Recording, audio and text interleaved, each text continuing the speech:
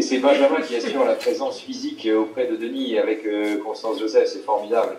Denis, vous espériez sans doute que le temps, 10 ans se sont écoulés depuis notre dernière rencontre, effacerait vos turpitudes et que la prescription vous épargnerait.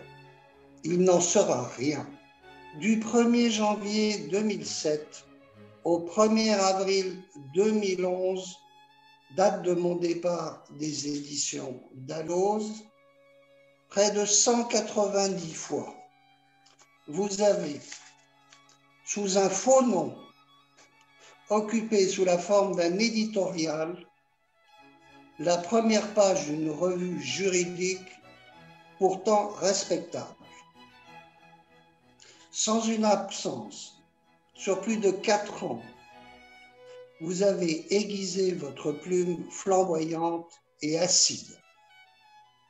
Jamais content, grognon, égrillard, râleur, tapant sur les ministres, la presse, les intellos, les ecclésiastiques, et j'en passe, n'épargnant ni les hommes, ni les institutions. Vous avez délivré sous un masque humoristique et rigolard des idées maléfiques, sans égard aucun pour les jeunes esprits en devenir. J'espère que la sanction sera lourde, car vous m'avez rendu complice à l'insu de mon plein gré. Pierre, ça a été une belle soirée puisque je vous ai retrouvé. Vous êtes toujours en Corse, pour montrer que j'ai de la mémoire. Là, je suis à Saint-Jean-de-Luz. Oui, c'est presque la Corse, finalement. C'est presque la Corse. Voilà, ça le deviendra grâce à vous. Madame la juge unique, mesdames et messieurs les membres du tribunal, qui n'a pas entendu parler du professeur Denis Mazot? On a parlé tout à l'heure des éditions Dalloz. En effet, il suffit de prendre un code civil Dalloz, de l'ouvrir à n'importe quelle page pour tomber sur ce nom dans la jurisprudence sous les articles. Denis Mazot. Denis Mazot est en réalité une véritable star du droit des contrats en France et dans le monde. Moi-même, qui viens du pays du houmous et du falafel, je peux vous dire qu'au Liban, il est vénéré tel une grande star, telle une divinité. Et si vous me permettez, mesdames et messieurs les membres de ce tribunal, cette comparaison, Denis Mazot est au droit des contrats ce que Lady Gaga est à la pop. Une référence. De prison Roche est à la montagne. Sûrement. Denis Mazot se promène dans l'amphithéâtre du centre Vaugirard tel un chasseur guettant sa proie, et cette proie allait être moi. Pendant 3 années, Denis Mazot va faire de moi son bouc émissaire. Il ne va pas manquer de me réprimander en public devant tout l'amphithéâtre dès lors que j'arrive en retard ou que je discute avec mes camarades. Il se mettait à entonner cette chanson qu'on connaît tous. Fais-moi mal, Denis, Denis, Denis, fais-moi mal, j'en ai tellement envie. Voilà. Allez-y, défendez-moi. Denis Mazot, je ne suis pas là pour vous défendre, mais pour vous accuser. Encore? Vous accusez de corruption de la jeunesse. Vous entretenez la confusion dans les esprits de notre jeunesse dont nous avons tant besoin en ces périodes de lutte contre l'islamo-gauchisme qui sévit dans notre université. Premier chef de confusion, la confusion de l'amphithéâtre et de la salle de théâtre. Où a-t-on vu un enseignant faire lire des textes à ses élèves, des textes de littérature? Cela ne se fait point. Où a-t-on vu un enseignant jouer le vaudeville à chacune de ses leçons? Deuxième chef de confusion, monsieur le stagirite, qui mérite l'assidu comme son prédécesseur. Deuxième chef de confusion, vous confondez l'amphithéâtre et le prétoire. L'amphithéâtre n'est pas un lieu de débat. L'amphithéâtre n'est pas un lieu où l'on défend une cause, le solidarisme, par exemple. Non, l'amphithéâtre est un endroit sérieux, où les étudiants et les étudiantes s'asseyent et écoutent. Troisième chef de confusion, vous confondez allègrement l'amphithéâtre et l'hémicycle. L'amphithéâtre n'est pas un lieu de diffusion d'idées politiques. Et enfin, quatrième chef, le plus grave, la confusion de l'amphithéâtre et du lupanar. Vous avez divulgué des vidéos séditieuses avec la complicité de cette personne.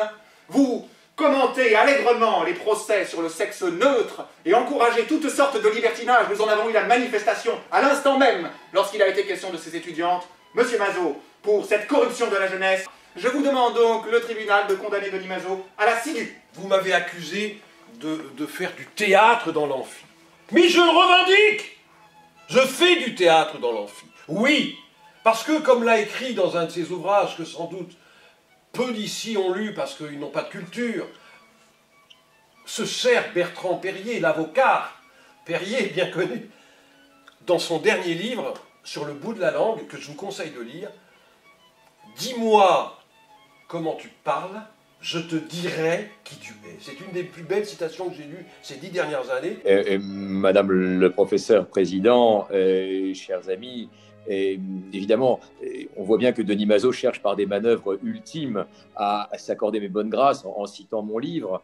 Et évidemment, ça ne fait qu'aggraver son cas puisque la flagornerie n'efface pas l'escroquerie. Et donc, évidemment, par des manœuvres frauduleuses, il cherche à s'attirer les bonnes grâces d'un amphithéâtre parce que l'escroquerie de Denis Mazo, elle est à tous les étages en réalité. Denis Mazo se fait passer pour professeur, mais c'est évidemment une doublure. Denis Mazo est d'abord un acteur, et c'est ça qui est extraordinaire, c'est qu'il force ses étudiants à acheter des places pour venir le voir, et il compte les étudiants qui sont dans la salle pour aller l'applaudir servilement, non pas pour ses qualités d'acteur, mais uniquement dans l'espoir d'avoir une meilleure note, puisqu'il relève les présences à ses pièces de théâtre qu'il joue tous les ans, et on attend le grand retour des blagues à part. Denis, je te le dis, on est orphelin de votre troupe extraordinaire dans lesquelles tu t'accroches évidemment avec des rôles à ta mesure, hein, la trilogie de Pagnol, le bourgeois gentilhomme. Si vous n'avez pas vu le bourgeois gentilhomme joué par Denis Mazo, vous n'avez pas vu le bourgeois gentilhomme. Je te dis encore une chose, Denis, acte de torture et de barbarie, car tu as mis fin à tous mes espoirs doctrinaux. Un jour où j'avais écrit un article certes minable dans une revue qui ne l'était pas moins d'ailleurs,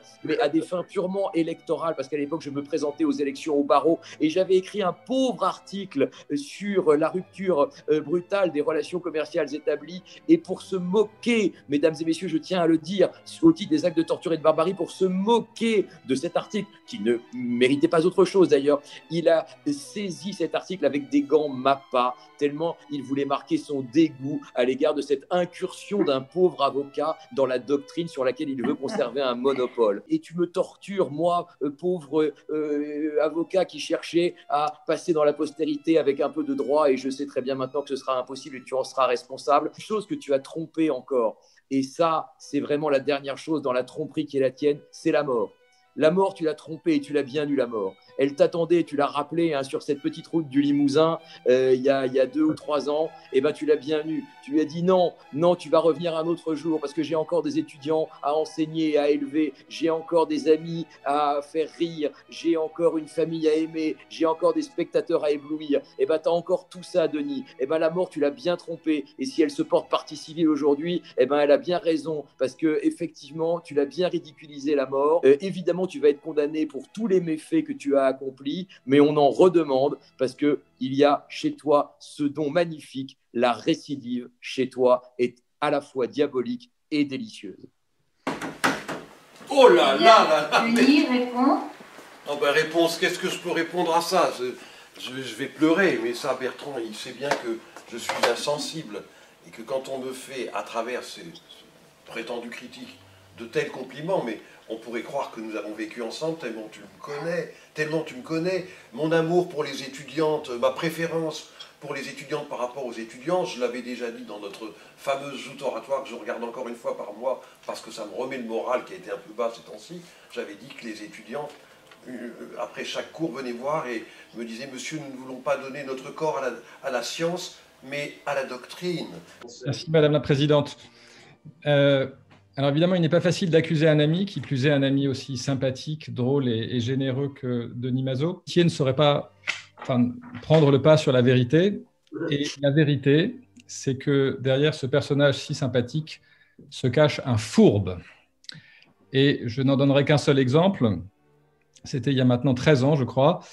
Denis, très, très gentiment, m'avait invité au congrès annuel de l'agence de voyage Capitan, en Colombie, une des destinations favorites de Capitan. Et nous avions cette année-là comme guide et traductrice, accompagnatrice, je dois dire, une charmante jeune femme, une charmante colombienne, aux yeux verts émeraude de Colombie. Voilà. Je tiens à préciser que j'étais à l'époque parfaitement célibataire et sans enfant. J'étais un des rares hommes de ce groupe à être célibataire et sans enfant.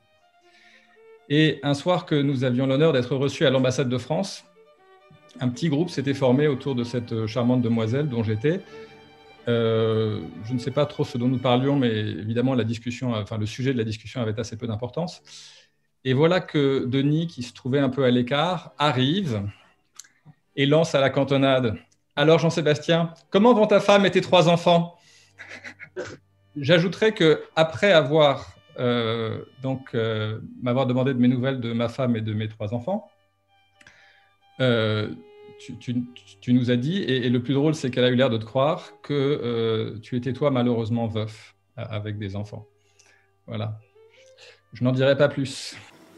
Et je l'avais surnommé, j'avais même changé dans la salle des profs, tu le sais, on a un placard avec une petite étiquette, et au lieu de Jean-Sébastien Borghetti, j'avais effacé son nom et j'avais mis Wolfgang Amadeus Borghetti. Il a donc eu un certain succès auprès des étudiants, lui, pas auprès des étudiants.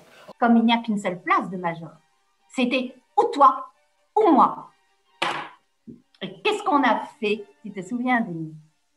Tu as fait avec moi ma leçon de 24 heures. Et j'ai fait avec toi ta leçon de 24 heures. C'est-à-dire qu'on s'est tiré l'un à l'autre une balle dans nos propres pieds, puisque tu as mis tout ton talent, toute ta science, tout ton génie, toutes tes grandes qualités, pouf, tu me les as mis dans ma propre leçon.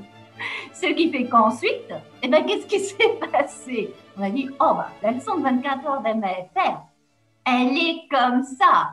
Qu'est-ce qu'elle est bien? Qu'est-ce qu'elles sont bien, ces leçons de 24 heures d'MFR, plein d'idées, plein d'envolées, plein de traits de génie. On va la mettre major. C'est sûr qu'il y avait eu une petite malfaçon dans le concours, vu que c'était le concurrent direct qui avait apporté ses pépites pour que je t'écrabouille et que tu ne sois, comme tu l'as si bien dit, que 3e. Parce que moi, j'ai été major grâce à toi, Denis.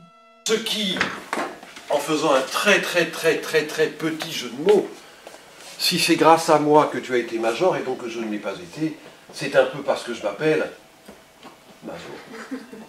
Il faut être Mazo. Et toi, je voulais t'appeler d'ailleurs, tu te souviens peut-être quand on faisait cette leçon un peu, je t'avais dit, tu devrais changer de nom toi aussi et t'appeler Sado, ça serait drôle. Ça serait drôle. Et puis finalement, tu as manqué de courage à la fin, tu m'as un peu déçu. Mais bon, je n'ai pas remis en cause ton titre de major en droit. Tu étais tellement contente parce que tu venais d'un milieu social modeste, tandis que moi, je venais de la haute, j'habitais avenue Foch déjà, tu comprends? Donc je me suis dit, allez, c'est un peu comme ça que j'ai commencé ma carrière de solidariste. Aider les petits. Aider les sans-papiers, aider les sans-moyens. Ça va mieux maintenant, Marianne, hein? Et moi, je voudrais demander quelque chose à Marianne Frison-Roche. Je sais que M. Mazo est un féru et friand de baba au rhum, et je voulais savoir s'il mérite une boîte de baba au rhum, s'il vous a convaincu. Alors, je suis à la fois très juste, mais enfin très faible aussi, bien qu'il ne la mérite pas du tout. Mais enfin, dans notre grande bonté, nous pourrions y songer quand même. Et M. Mazo est le parrain des As d'Assas et Marianne Frison-Roche, est-ce que selon vous, il doit le rester? Disons que par pure bonté, et parce que vraiment, vous n'avez personne d'autre sous la main, comme il n'y a personne qui passe dans le couloir que vous pourriez mettre à la place, alors, ma foi, vous savez, comme dit Aristote, la qualité d'un impôt, c'est d'être déjà là. Et M. Mazo nous avait demandé un changement, parce que nous avons un slogan qui est un assassin dans un corps sain, et lors d'une interview, il m'a proposé « Mazo, c'est le plus beau ». Est-ce qu'on peut retenir ce slogan? Dès l'instant que les femmes n'entrent pas en compétition et que nous ne sommes pas, Denis et moi, en compétition pour savoir si de lui ou de moi, lequel est le plus beau, ça ne me dérange pas. Ça a été un moment absolument merveilleux. Vive les As d'Assas!